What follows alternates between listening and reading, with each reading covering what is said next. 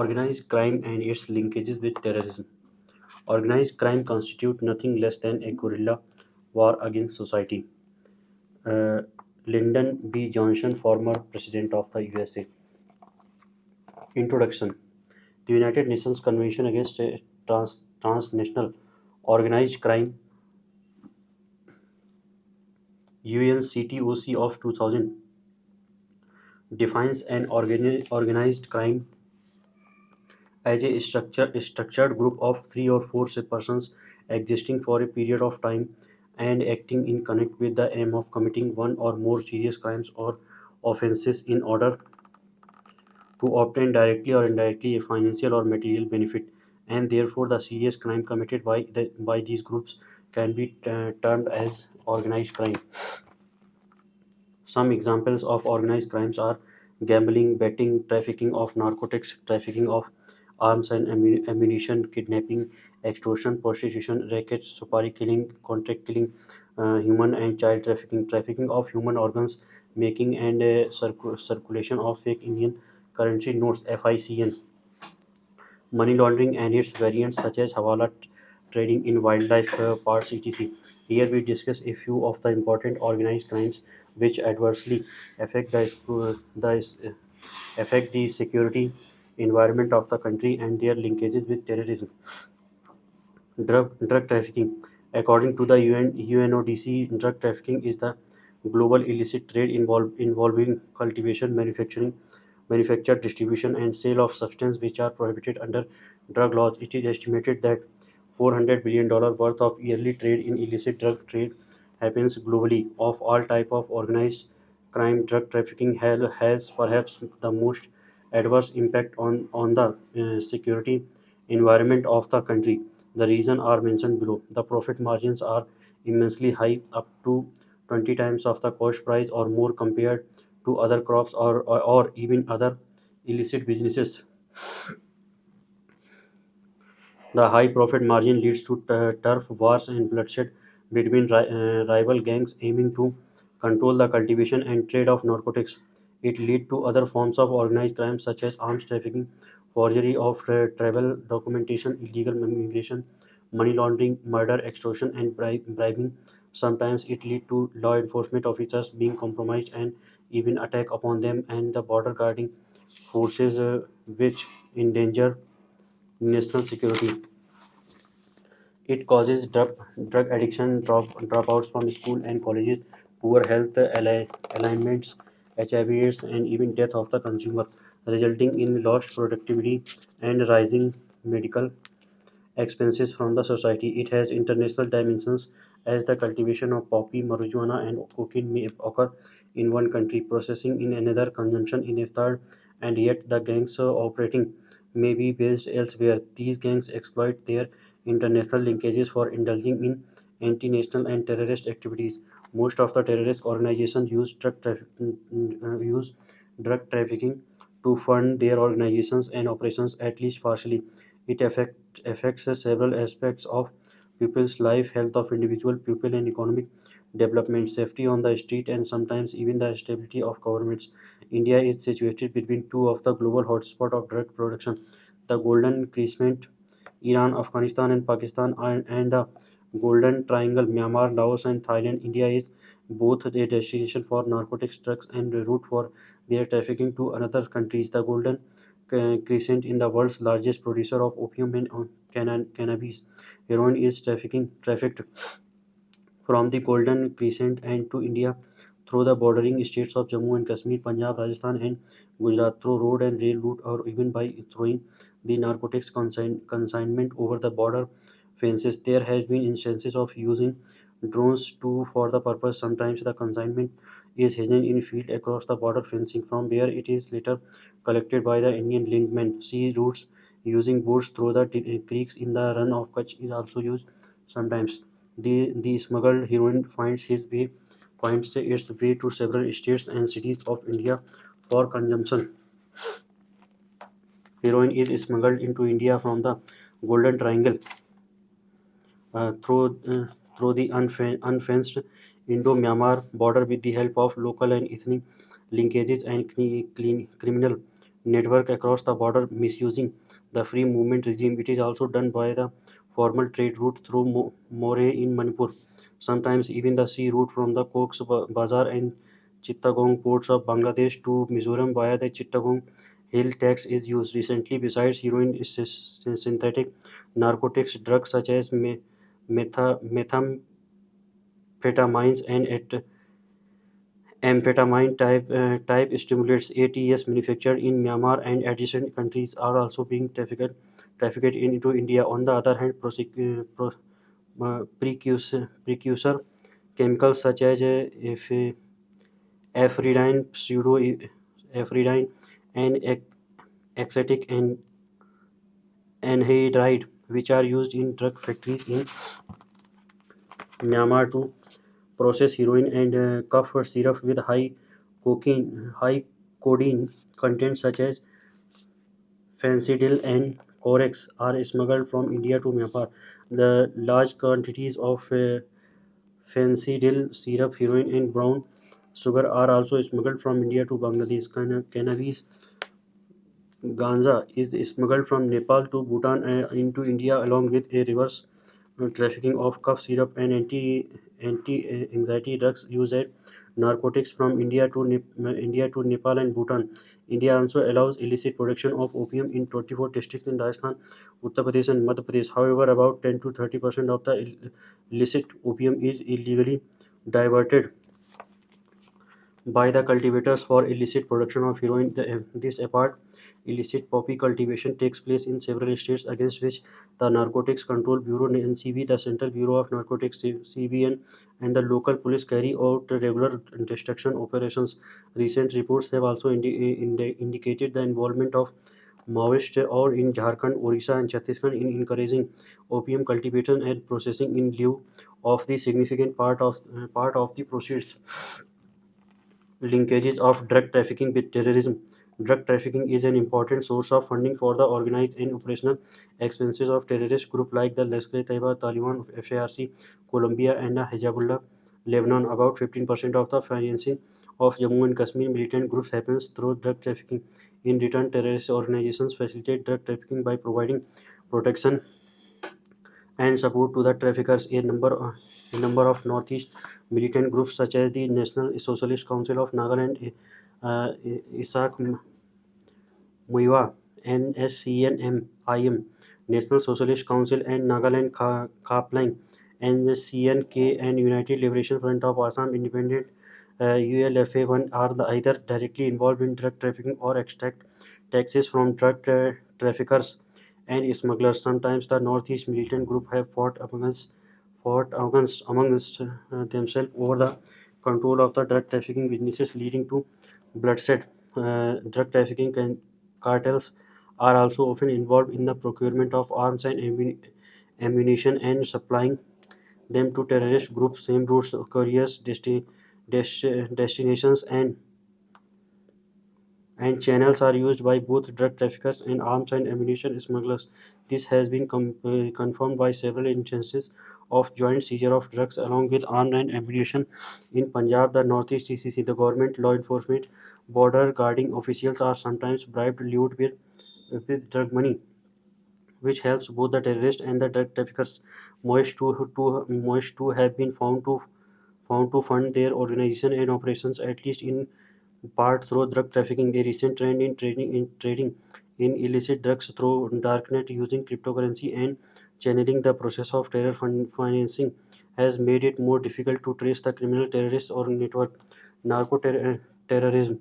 The term narco-terrorism was coined by Peruvian President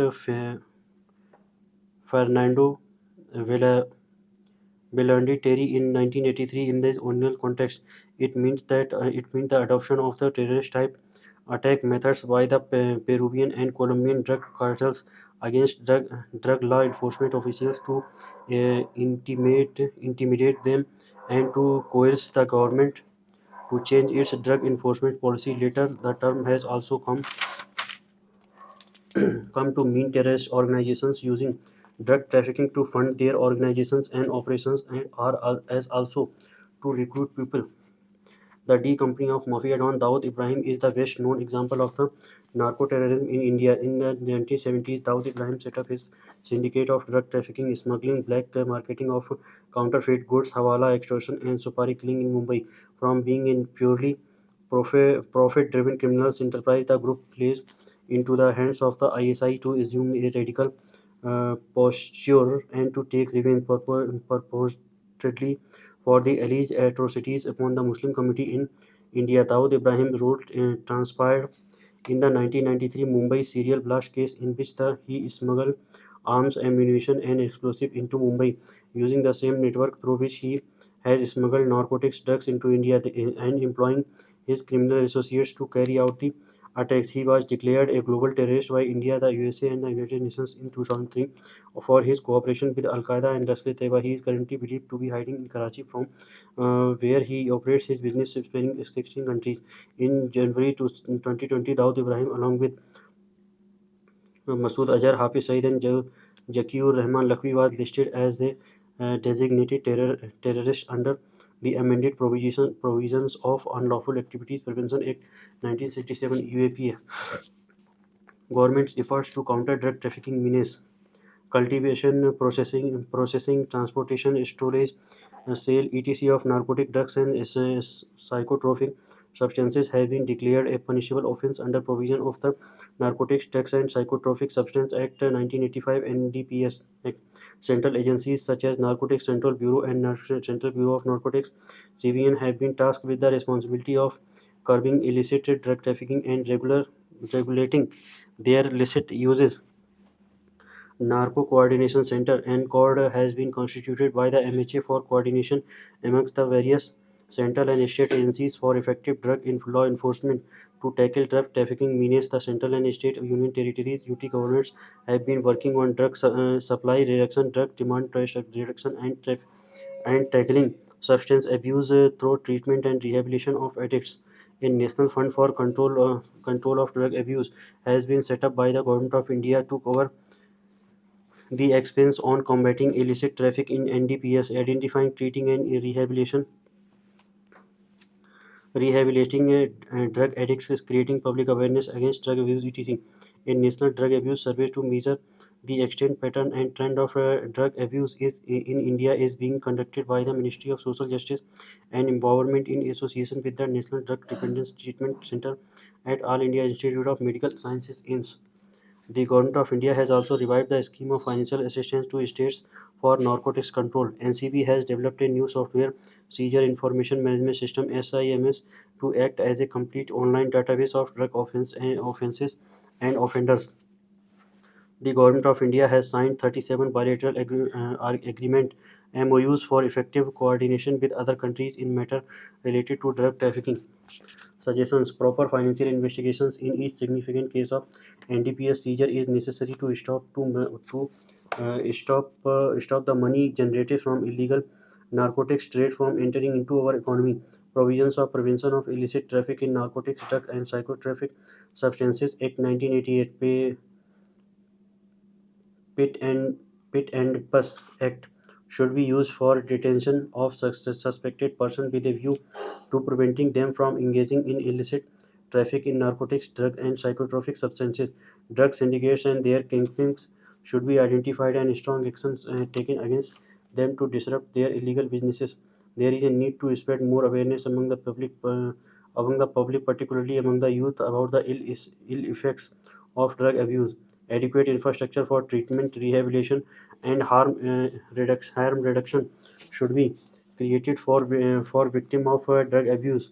There is a need to regulate over 900 newly developed synthetic psycho, psychotropic substances, new psychoactive substances or NPS that fall out of the international drug control regime net in recent times. This has emerged as a major challenge for narcotics enforcement agencies across the world.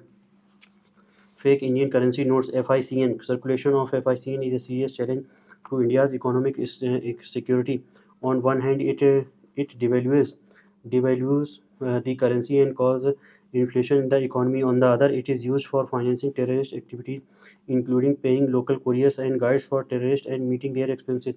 It also increases the cost of currency management by necessitating the redesign and replacement of currency notes. Every few years, the ISI has used FICN to destabilize the Indian economy as also to finance and militant groups in India, such as Lashkar-e-Taiba, Jaish-e-Mohammed, Hizbul Mujahideen, and the Indian Mujahideen.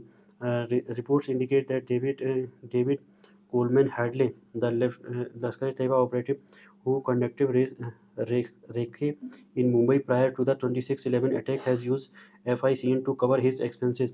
High quality FICN is printed in Pakistan using paper dye and ink meant for Pakistan printing Pakistani currency notes. ISI agents then send these notes to a network of wholesalers in Pakistan to make it took less suspicious. Smugglers and couriers transport them from Karachi to other countries like Qatar, UAE, Malaysia, Thailand, China, and Sri Lanka, largely by air. From these countries, the notes are then transported to Kathmandu, Nepal, or Dhaka, Chittagong, Bangladesh. These consignments are then broken down into small parts and smuggled into India through local trafficking gangs in Bangladesh and Nepal. With social family criminal linkages in India, often women and children are employed as couriers to smuggle the fake notes across the border into India. Once in India, the FICN is used for smaller cash transaction in border hearts, local markets, or mixed with genuine notes while making purchases and bank deposits for the other illicit activities. While the cost after printing the notes is about 20% of its face value, the final buyer in India buys them at around 50%. The difference being disrupted as profit amongst traffickers involved at various levels, as described above. The involvement of Pakistani state and non-state actors in manufacturing FIC and sending it across into India and using it as a tool to destabilize the economy and for terror financing is clearly evident from the above. Demonetization of high denomination currency notes in November 2016 delivered a body blow to the FICN syndicates, and the circulation of FICN for the following years was minimal. However, it has been reported that after the gap of 3 years, the Pakistani network has again commenced the production and distribution of newly designed FICN using their old infrastructure, contracts, and locations, keeping in view the multi-dimensional aspects of the FICN menace. The government of India has taken the following steps to curb it: printing, processing, using fake currency notes, or having instrument to make fake currency notes are punishable offences under sections 489A, 489B, 489C, and 489D of the Indian Penal Code (IPC). The UAPA has been amended to declare the production, smuggling, or circulation of high-quality fake India currency papers, coins, or any other material damaging the monetary stability of India as a terrorist act. Apart from the state police, the Central Bureau of Investigation (CBI) and the National Investigation Agency (NIA) have also been designated as the central agencies to investigate FICN cases. A separate fake Indian currency notes coordination center (FCORD) has been set up to share intelligence information related to FICN amongst various central state agencies. The terror funding and fake currency cell has been is constituted in NIA to investigate terror funding and FICN cases. Various agencies such as the Reserve Bank of India, RBI, Ministry of Finance, Ministry of Home Affairs, CBI, NIA, border guarding central forces, intelligence and security agencies of the center and the states are working in coordination to curb the FICN menace. RBI has enhanced the security feature on currency notes, making their counter fitting difficult and expensive. The RBI also conducts awareness campaign for citizens and bulk cash handlers to enable them to detect counterfeit currency, trafficking of arms and ammunition, gun running. Trafficking of arms and ammunition, also called gun running, is a worldwide organized crime in the Indian context. Arms consignments have been sent from across the border to Jammu and Kashmir and Punjab to arm militant in these two states. Use consignment of China-made arms designed China-made arms designed for the northeast have been intercepted in the past at the Bangladeshi port of Cox's Bazar and Chittagong. The unfenced and porous Indo-Myanmar border too is used to smuggle in India-China arms and ammunition. These arms have landed in hands of insurgent groups in the northeast. A significant portion of these are also sold to the Indian Maoist at a profit. It is believed that Paresh Barua, a fugitive leader of the ULFA independent who operates from the Myanmar-China border region, has been the chief facilitator for supply of Chinese arms to the Indian insurgent groups. Needless to reiterate, the gangs smuggling arms, ammunition, and narcotics often share routes, linkman, mode of fund transfer, and network of wire and seller in common with terrorists operating in the region. The manufacture, sale, purchase, possession, or use of illicit arms or ammunition are punishable offences under provisions of the Armed Act 1959. Similar provisions for explosive exist in the Explosive Substances Act 1909 and the Indian Explosive Act 1984. Extortion.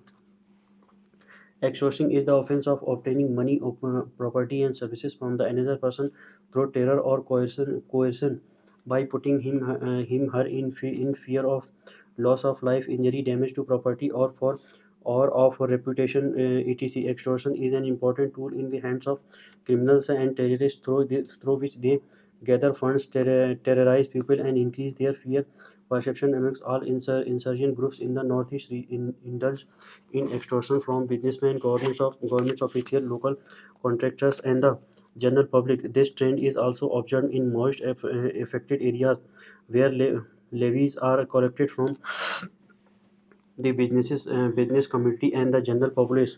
Refusal to pay often results in killing, stealing of businesses by calling bunds, etc. Much of the funding of crime syndicates in cities across the country comes through extortion. Often, extortion is also accompanied by kidnapping and taking of hostage to expert, immediate, and give threat upon the victims and pressurize the victim's family or organization to pay up. Extortion is a punishable offense under Section 384 of 389 of IPC. Human trafficking.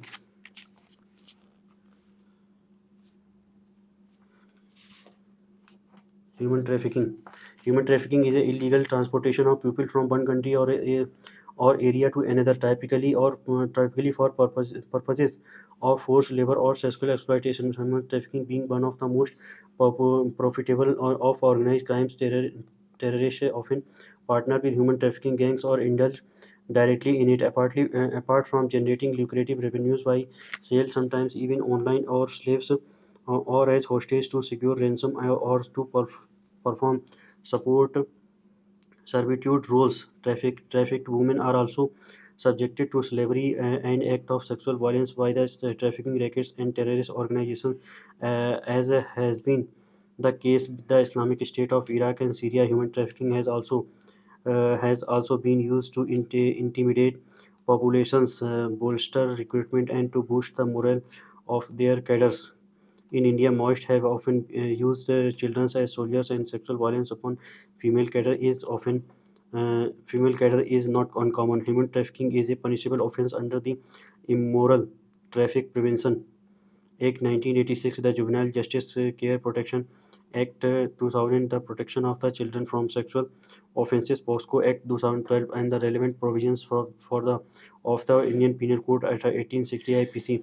Anti-human trafficking units (AHTU) are functional in police units across the country to effectively curb human trafficking. Organized crime and terrorism in Jammu and Kashmir, the northeast and LWE affected areas. Thus far, we have studied some important organized crimes like drug trafficking, dealing in FIC and arms trafficking, smuggling, and human trafficking. Money laundering has already been dealt in Chapter 8. Now we focus our attention on the interplay of these organized crimes and terrorism in these important theaters of conflict in India, Jammu and Kashmir, Northeast, and the left-wing extremism LWE affected areas. Jammu and Kashmir. Militant organizations in Jammu and Kashmir are funded mainly from abroad. This may be through funds raised by the front organizations of Lashkar-e-Taiba, such as Markaz ud Dawat al Irshad, or from within Pakistan as well as from other countries, especially in the Middle East. These funds are often raised in the name of religious charity and diverted, at least in part, to sponsor militant and terrorist outfits in Jammu and Kashmir. Fund raised abroad Fundraised abroad and donations are at times channeled through Hawala agents to these outfits in Jammu and Kashmir. A part of the funding is also through finances raised by drug trafficking in the AAF Pak border region. ISI and Pakistan-based terrorist organizations have been known to pump in FICN and supply arms and ammunition to terrorist organizations in India to their finance and operations. Unlike in the northeast and LW affected areas, other means of funding of terrorist organizations such as by extortion and diversion piles of public funds is comparatively lesser in Jammu and Kashmir. However, some instances of looting of banks and ATMs by militants have been observed in the past. Northeast India.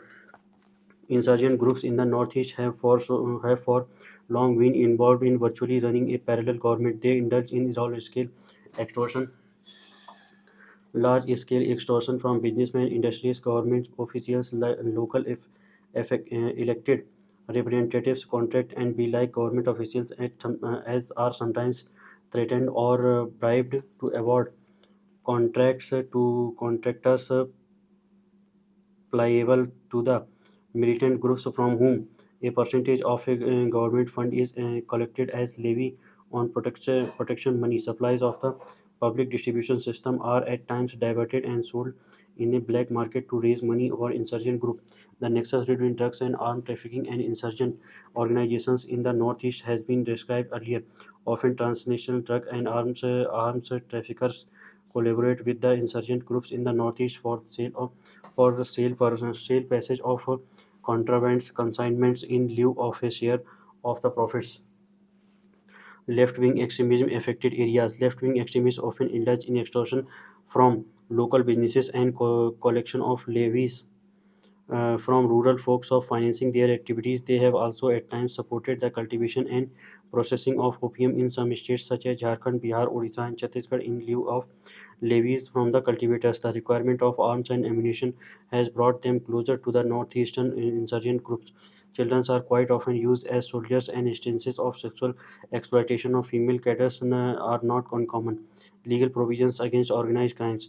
So far, there has been no national legislation against organized crime in India, and such crimes are dealt with under the relevant provisions of the Indian Penal Code at 1860, the NDPS Act 1985, the Arms Act 1959, and other relevant criminal laws.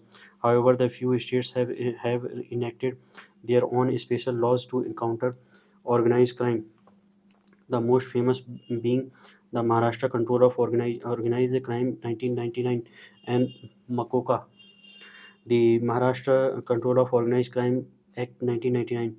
The Maharashtra Control of Organized Crime (Makoka) was the first criminal legislation enacted by the states, especially to deal with and contain organized crime in the state of Maharashtra. The act recognizes organized crime to be a very serious threat to the society. It also notes that Mumbai, being the financial capital of India, is targeted by criminals to generate illegal wealth through a number of organized crimes. The illegal wealth generated has a serious adverse effect on our economy. Organized crime syndicates have been found to have collaborated with terrorist gangs and also indulge in narco terrorism. Their operations extending beyond national boundaries. Beyond national boundaries with this background and the realization that the existing legal framework was rather inadequate to deal effectively with organized crimes. The Maharashtra Organized Crime Ordinance 1999 was promulgated on February 24, 1999. Later in this year, it was ratified by the state legislature and received the presidential assent since criminal procedure evidence etc all under the concurrent list, after which it became an act. applicable in the state of Maharashtra. The Makoka 1999 defines organized crime as any continuing unlawful activity or terrorist act having severe consequences by an individual singly or jointly, either as a member of an organized crime syndicate or on behalf of such syndicate, use of violence, on threat of violence or intimidation or coercion or other unlawful means with the objective of gaining pecuniary benefits or gaining undue economic and other advantages for himself, herself, or any person promoting insurgency. Special provision of Makoka 1999. Makoka overrides other Indian laws and prevails over provisions of other laws which may be in conflict with the provision of Makoka. Special courts for adjudication of such cases, trial by special courts would have peace. Would have precedence over trial by other courts lawfully intercepted via electronic or oral communication would be admissible as evidence under the Act. Special rules for evidence, including taking into consideration the previous prosecution under 107 of Criminal Procedure Act or under Makoka preventive detention, confession before a police officer not below the rank of a superintendent of police to be admissible as evidence under the Act. Provisions for protection of witnesses, such as by holding in camera proceedings, not disclosing the name and address of the witness, etc. Property belonging to the accused person may be attached during the pendency of trial and fortified upon his conviction. Longer period of police custody of up to 30 days has been provided as against the normal period of 15 days under CRPC. Also, the maximum period of judicial detention been extended to 90 days as against the normal provision of 60 days under CRPC. Anticipatory bail provisions are not available on an accused. The Makoka was later made applicable to the National Capital Territory and City of Delhi through a notification of an Union Home Ministry in January 2002. Another similar legislation in the Karnataka Control of Organized Crime Act (KOCA) 2000 has been in operation after it received the uh, President's assent in 2001. In 2019, the President also accorded his assent. It was rejected three times earlier to Gujarat Control of Terrorism and Organized Crime Bill 2015, after which the GCTOC Act 2015 came into force. The GCTOC Act has provisions similar to the Makoka. In November 2020, the Haryana legislature recently passed the Haryana Control of Organized Crime Bill 2019 on the line of Makoka, but without the provision of phone interception. Difference between terrorism and organized crime. Having studied some of the important types of organized crime both from the sectoral and regional perspective, we now enumerate the differences between terrorism and organized crime. Terrorism motive is primarily political, is in pursuance of a political or religious ideology. Indulgence is riskier and violent acts causing huge and indiscriminate loss of life. Often take responsibility for attacks. Gaining media attention is crucial for their propaganda and for separating terror. Try to gather mass support for their organization and ideology. Avoid contact with law enforcement officers, government machinery, and formal financial institutions to maintain secrecy. Use sophisticated weapons and explosives. Organized crime motive is purely economic and to earn profit. Prefers less violence, may cause occasional loss of life of adversaries or targets. Do not take responsibility. Media attention is not solicited. Feel no need to gain mass support. Contact with local law enforcement personal government machinery banks is required for their funding. Generally use less sophisticated weapon and explosive. Why organized criminals and terrorists collaborate? Listed below are some of the reasons why terrorists collaborate with organized criminals. Access to greater financial resources for a terrorist act, reducing dependence on state sponsorship of terrorism, building economic power, compensating for lack of public support, access to specialist skill of organized crime gangs, money laundering or forging documents, facilitation of cross-border movement, use of smugglers, local guides, trafficking routes, offers them a recruitment pool of a wide range of contracts, many of whom are already into crime, access to arms, ammunition, explosive materials, etc. Conversely, organized criminals collaborate with terrorists for the following reasons: the military skills of terrorists aid drug traffickers. Collaboration with terrorists also allows the criminals to indulge in illicit drug trafficking and other illegal activities in areas controlled by the terrorist.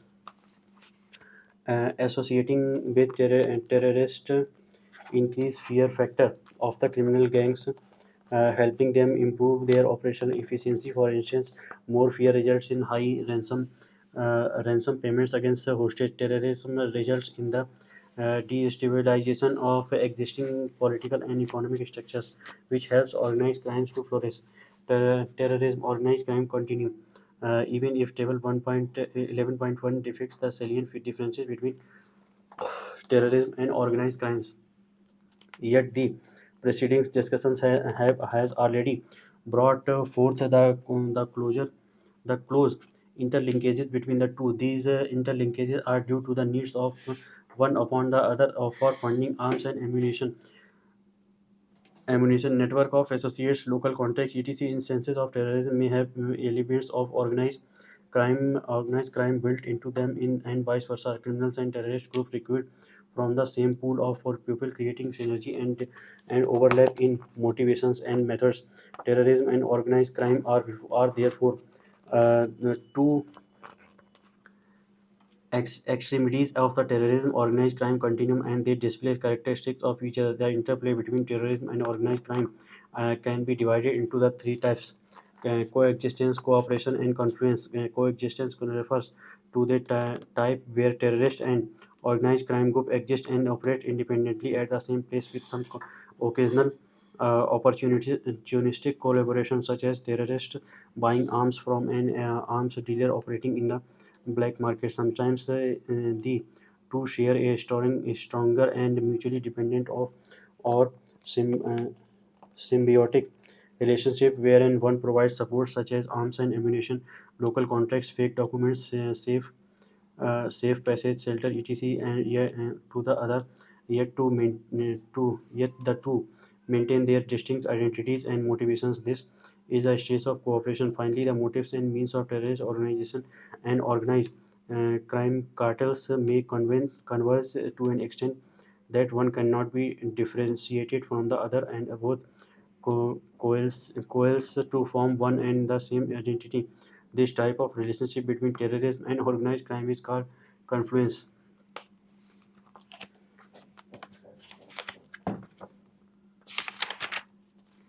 UN Conventional Against Transnational Organized Crime (UNTOC). In November 15, 2000, the UN General Assembly adopted the Organized Crime Convention, calling upon all states to recognize the links between transnational organized crime, criminal activities, and act of terrorism. The Organized Crime Convention, which came into force in 2003, was the first concerted effort by the international community to confront organized crimes such as money laundering, corruption, illicit trafficking of human beings, etc., and terrorism on a global level. The convention requires nation itself to enact measures to prevent and combat transnational organized crime. It also includes a series of provisions aimed at enhancing international cooperation among nations on matters such as mutual legal assistance, extradition, and law enforcement cooperation, denial of safe havens to transnational organized criminals, prosecution of their crimes, etc. The UNTOC has three supplementary protocols called Palermo, Palermo protocols, which protocols against trafficking in persons, smuggling of migrants, and trafficking in firearms. The UNTOC has been ratified by 190 nation states so far. A strategy to counter the linkages between terrorism and organized crime. Acknowledging the existence of linkages between terrorism and organized crime is the first step. It is essential to study these linkages and find out the facilitating factors. Capacity enhancement of anti-terrorism and anti-organized crimes, beings of law enforcement, and enacting stringent law against the two, strengthening border security and immigration control to deny smooth passages to organized crimes and terrorists from one country to another, ensuring the anti-terrorism and anti-organized crime efforts are not in separate silos. Cooperation, coordinated functioning of the two with proper sharing of information intelligence across organizations and nations is crucial for for effectively countering the two international cooperation through mutual legal assistance treaty MLAT multilateral international agreements on cooperation, real-time sharing of information intelligence, sharing of best practices and experience in other countries etc is essential since terrorists and organized criminals know borders and collaborate seamlessly across nations. Rehabilitation efforts and finding alternative livelihood for those engaged in illicit trafficking and terrorism, building linkages between community and the states in areas vulnerable to crime and terrorism to reinforce states' authority and deny public space to criminals and terrorists. Strategic communication initiatives that focus on raising public awareness on the negative impact of local terrorist and criminal activities. Strategies for community engagement and communication, including through print, electronic and social media, and building a counter narrative for those by the terrorists and criminals, strengthening capacity of state institutions to engage with local communities in a way that is consistent with international human rights norms and the rule of law, and which also reinforce states' legitimacy in the eyes of people. Quick revision: organized crime. Organized crime group is a structured group of three or more persons existing for a period of time and acting in concert